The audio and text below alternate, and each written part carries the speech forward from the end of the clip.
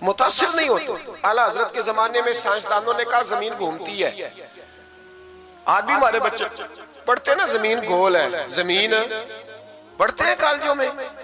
اعلیٰ حضرت فرمانے لگے پاگلو, جب نبی پاک صلی اللہ علیہ وسلم کا فرمان موجود ہے کہ جب اللہ نے زمین کو پیدا کیا تو یہ کانپنے لگی. رب کریم نے پہاڑ بطور میخے بنا کے اس میں لگا دیے, پہاڑ بطور میخوں کے قلعے بنا کے لگائے, زمین ٹھہر گئی.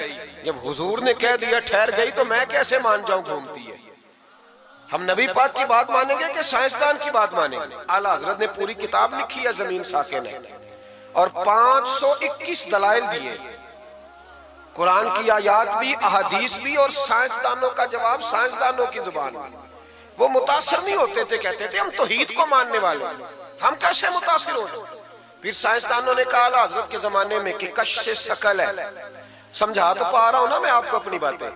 اعلیٰ حضرت فاضل بریلوی رحمت اللہ علیہ کے زمانے میں لوگوں نے کہا کشش ثقل ہے جی, وہ کیا ہے؟ زمین چیزوں کو اپنی طرف کھینچتی ہے.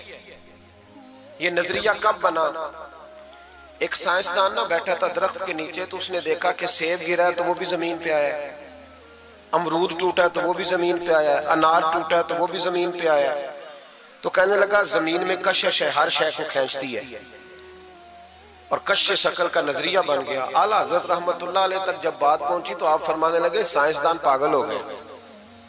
سائنسدانوں کی جو اچھی بات ہوگی وہ مانی جائے گی, لیکن جو بات درست نہیں ہوگی وہ تسلیم نہیں کی جائے گی. آپ فرمانے لگے یہ کیا بات ہوئی کہ آدھا کلو کا سیب تو زمین نے کھینچ لیا, امرود بھی کھینچ لیا, انار بھی کھینچ لیا, اور غبارے میں 1.5 چھٹانک ہوا بھر دیا, وہ زمین سے کھینچا نہیں گیا, وہ اوپر اڑ گیا ہے. فرمانے لگے یہ کیسا کشش ثقل ہے, 1.5 چھٹانک ہوا ہوتی ہے نا غبارے میں, وہ زمین سے کھینچا.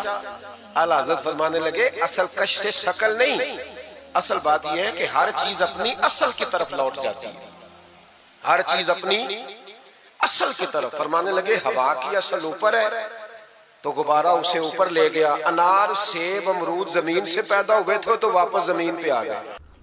سورۃ البقرہ کی آیت نمبر 22, الذی جعل لکم الارض فراشا, وہی اللہ وہ ہستی ہے جس نے زمین کو تمہارے لیے فرش بچھونا بنایا. سورہ الزخرف آیت نمبر 10, الذی جعل لکم الارض مہدا, وہ اللہ ہے جس نے زمین کو تمہارے لیے گود بنایا. ظاہر انسان مرتا ہے اسی کے اندر دفن ہو جاتا ہے, یہ اسی لیے دھرتی ماں کا لفظ بھی ہر چیز اس کے اندر سموئی جاتی ہے, ایک گہوارہ بنا دیا. اور سورۃ المؤمن جسے سورہ غافر بھی کہتے ہیں, آیت نمبر 64, الذی جعل لکم الارض قرارا, اللہ تعالیٰ نے اس زمین کو قرار کی جگہ, رہنے کی جگہ بنایا. وہ کہتے ہیں جی یہ فراشا کے الفاظ آئے ہیں, فراشن, قرارن اور مہدن, اور وقف کریں گے تو مہدا, فراشا اور قرارا بن جائے گا. یہ میں علماء کے لیے بات کر رہا ہوں. تو وہ کہتے ہیں اس سے یہ ثابت ہوا کہ زمین فلیٹ بھی ہے کیونکہ اللہ نے اس کو بچھونا بنایا اور سٹیبل بھی ہے. سر اس کا یہ مطلب نہیں ہے, یہ قرآن میں کہاں لکھا ہوا ہے کہ زمین فلیٹ ہے؟ کہیں بھی نہیں لکھا. فرش بنانے کا تو یہ مطلب ہی نہیں ہے. فرش بنانے کا مطلب ہے اسے رہنے کے قابل بنایا ہے. یہ آج ہمیں سائنٹسٹ بتاتے ہیں کہ ملینز آف ارتھ کوئکس ہر سال آتے ہیں, بلکہ کیلکولیشن یہ ہے جو پریسائز ہے کہ ہر سیکنڈ میں زمین میں 2 زلزلے آتے ہیں جن کا ایمپلیٹیوڈ کم ہوتا ہے, اگر وہ زیادہ ہو تو زمین برباد ہو جائے. ہر سیکنڈ میں 2 زلزلے, ملینز آف ارتھ کوئکس ہر سال آتے ہیں. تو ان ارتھ کوئکس کے ایمپلیٹیوڈ کو نہ بڑھنے دینا, اس کے باوجود ہمیں سٹیبل رکھنا, اور زمین کی اتنی بڑی بڑی 3 موشنز کے باوجود سٹیبل رہنا, یہ اللہ تعالیٰ نے اسے قرار کی جگہ بنایا ہے اور یہ فراش بنایا ہے. اس کا یہ مطلب نہیں ہے کہ ارتھ فلیٹ ہے. اور سر یہ تو کبھی بھی کسی کا عقیدہ نہیں تھا ارتھ فلیٹ ہے. چاند گول نہیں دیکھتے تھے, شروع سے گول نظر آ رہا ہے, فلیٹ تو کسی کو نظر آتا, اور پھر وہ آپ کو مختلف اوقات میں اس کے جو دھبے ہیں مختلف نظر آتے ہیں. تو اس سے پرانے زمانے کو بھی میں لوگوں کو پتا تھا کہ یہ جو چاند ہے یہ سفیریکل ہے. سورج کی طرف تو آپ غور سے نہیں دیکھ سکتے, چاند کے دھبوں کو تو آپ یوں کرتے ہوئے دیکھ سکتے ہیں, تو پتا تھا یہ سفیریکل ہے. یہ کوئی یہ نہیں ہے کہ صرف گول پلیٹ کی طرح ہے. یہ بھی کہتے ہیں نا گول ہے لیکن فلیٹ ہے, نہیں, یہ سفیریکل ہے, بال کی طرح. یہ سب کو پتا تھا, ہمارے پرانے سائنٹسٹ بھی تھے, ان کو یہ باتیں پتا تھی.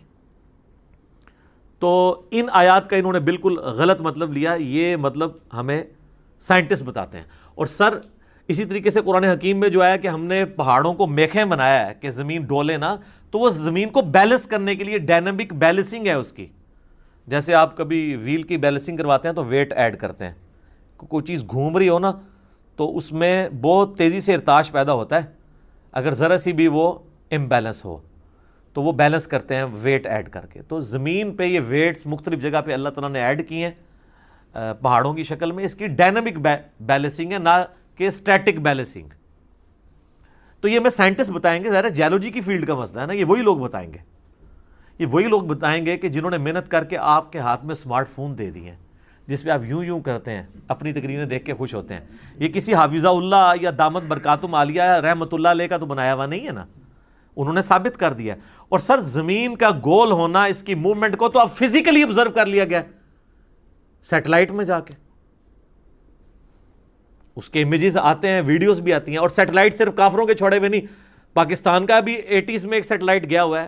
دنیا میں کتنے مسلمان ممالک ہیں جن کے سیٹلائٹ اس وقت فضا کے اندر موجود ہیں، جو زمین کو گھومتا ہوا، جس میں سے آپ دیکھ سکتے ہیں اس کا گول ہونا بھی، اور لائیو ویڈیوز پڑی ہوئی ہیں. اور یہ پوری دنیا کے جو ٹی وی چینلز کا سلسلہ ہے انہی سیٹلائٹ کے اوپر چل رہا ہے. آپ کے موبائل فونز کا سارا سلسلہ یہ آپ سارے مانے ہوئے ہیں. یہ کس کے اوپر چل رہا ہے؟ پوری دنیا کا جو نیویگیشن کا سسٹم ہے ایروپلینز کا، وہ سارے کا سارا اس کے اوپر چل رہا ہے. ہوائی جہاز جو ڈیٹا لے رہا ہے اپنی سمت کا، وہ سیٹلائٹ سے لے رہا ہے. تو فزیکلی انہوں نے سب کچھ کر کے بتا دیا، لہٰذا اب اس کا انکار آج کے دور میں تو ناممکن ہے.